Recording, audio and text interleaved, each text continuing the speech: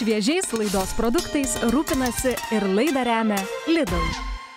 Sveiki visi, esu Justinas Kapkovičius, virtuvės šefas ir šiandien šviežias idėjos su Lidl laidoje mes pasigaminsime vieno puodo patiekalą kalakuto troškinį. Pradžiai išsivirsime ryžius. Ryžiai jau išvirė, tad pradėkime gaminti troškinį. Į keptuvę pilame šiek tiek aliejaus, dedame smulkintą česnaką, svogūnai keliauja taip pat į keptuvę. Dabar atėjo laikas ir paprikai.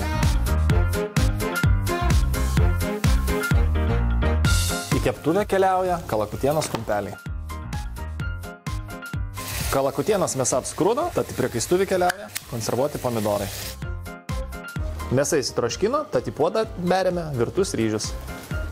Pilame daržovių sultinį ir dar šiek tiek paverdame. Nuskaninam pipirais, vyros kaip pipiras, druska. Paskutinis šio troškinio komponentas tai špinatai, kurie suteiks šiek tiek gaivos. Mūsų troškinys jau paruoštas, belieka įsidėti lėkštę ir paragauti.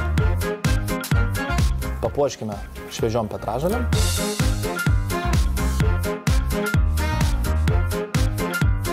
Šiandien tiek, o su manim susitiksite jau rytoj šviežios idėjos su Lidl laidoje per TV3. Šviežiais laidos produktais rūpinasi ir laidą remia Lidl.